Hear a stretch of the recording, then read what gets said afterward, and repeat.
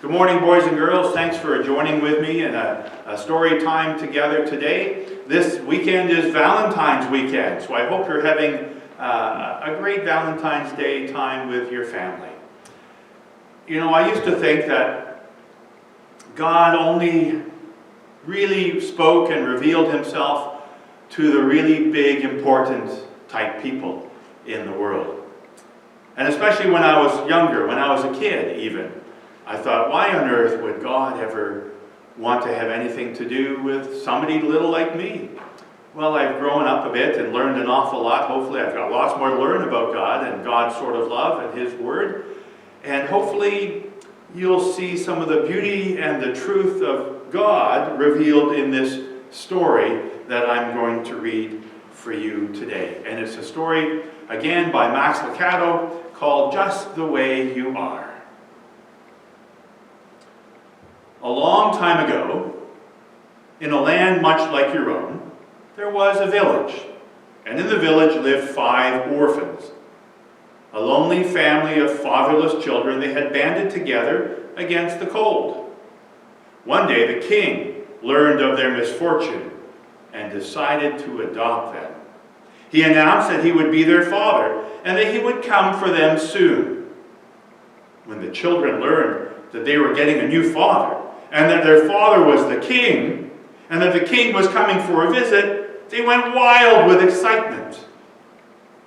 When the people of the village learned that the children had a new father, and that their father was the king, and that the king was coming soon to the village, they were also really excited. They went out to see the children, and then they told the children what to do. They explained, "Oh, you need to impress the king. Only those with great gifts to give will ever be allowed to live inside the castle." The people didn't know the king. They just thought that all kings wanted to be impressed. So the children tried to begin preparing gifts to offer the king. They worked long and hard to be sure that the king would approve them. One of the children who knew how to carve decided to give the king a wonderful work of carved wooden art. He set his knife against the soft bark of the elm and whittled away. The small blocks of wood came alive with the eyes of a sparrow or the nose of a horse. His sister decided to present the king with a painting that captured the beauty of the heavens, a painting worthy to be hung in a castle.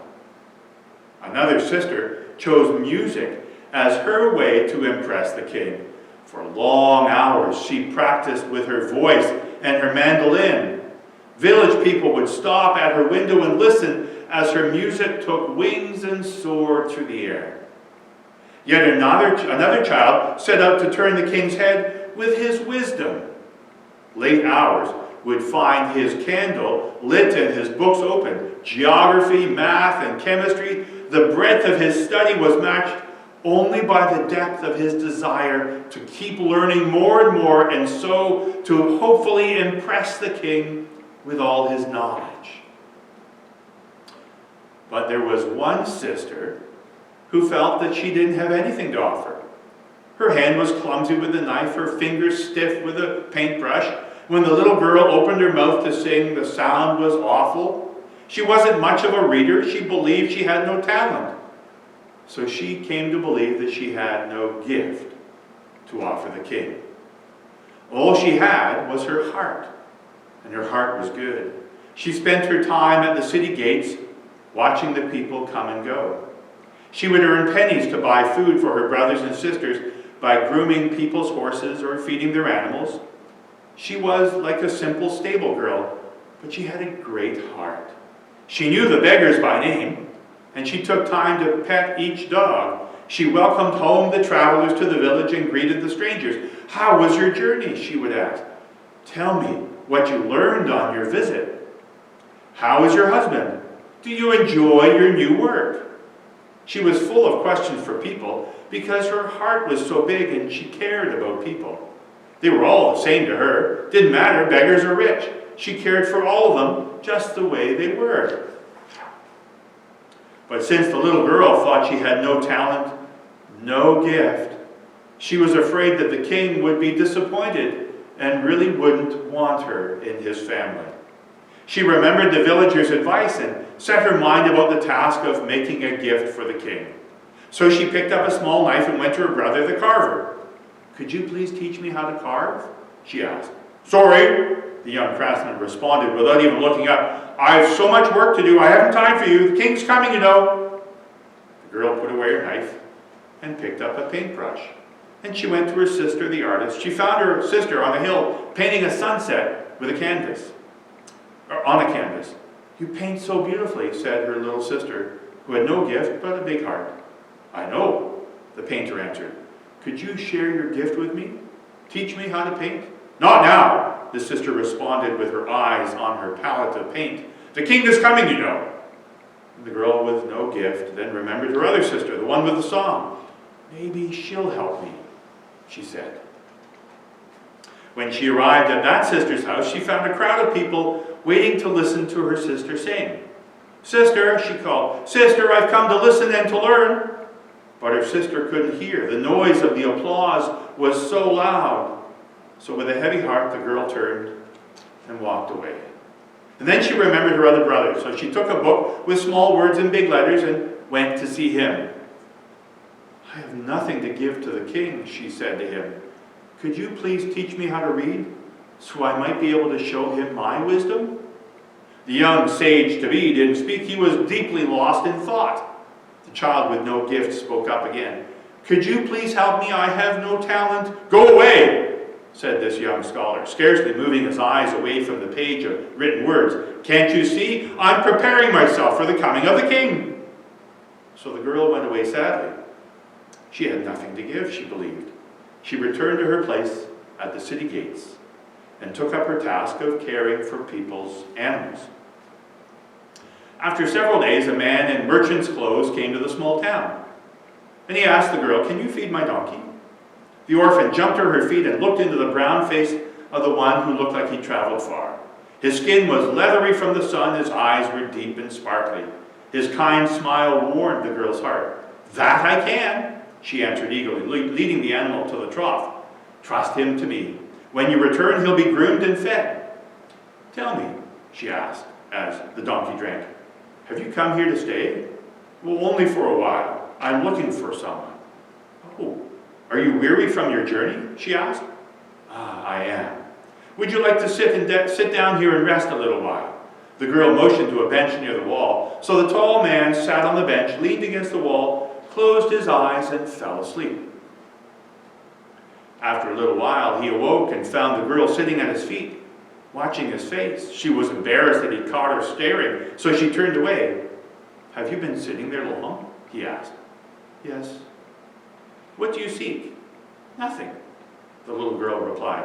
"You seem to be a kind man with a peaceful heart. It's simply good to be near you." The man smiled and stroked his beard. "My, you're a wise girl. When I return, we'll visit some more," he said. The man did return, quite soon in fact. "Did you find the one you were seeking?" the girl asked. "Oh, I found them, but they were too busy for me." "What do you mean?" the little girl asked him. "Well, the first one I came to see was a woodsmith rushing to complete some project. He told me to come back later. Another one was an artist, and I saw her sitting on the hillside, but the people below said she did not want to be disturbed. The other one was a musician. I sat with the others and listened to her singing. When I asked to talk with her, she said she had no time. The other person I sought had left. He'd moved to the big city so that he could go to university and learn even more." The girl's eyes grew wide as she realized who this man was. And she said, But you don't look like a king." "Oh, I try not to," the man explained. "Being a king can be lonely. People act strangely around me. They ask me for favors. They try to impress me. They bring me all their complaints." "But," the little girl asked, "isn't that what a king is for?" "Certainly," responded the king. "But there are times when I just want to be with my people. There are times when I want to talk to my people, to hear about their day, to laugh a bit, to cry some. There are times when I just want to be their father." "Is that why you adopted the children?" "That's why. Adults think they have to impress me. Children don't. They just want to talk to me. They know that I love them just the way they are. But my brothers and sisters were too busy, she said. Yeah, they were. But I'll come back. Maybe they'll have more time for me another day. The girl hesitated. But sir, what about me? I have no gift, but I would like to be your child. The king smiled. Oh, my dear, you gave the best gift of all. You give your heart, your kindness, your time, your love. Of course you're my child. I love you just the way you are. And so it happened that the children with many talents but no time missed the first visit of their king, while the girl whose only gift was the gift of her heart became the child of the king. Thanks for joining with me in this story today.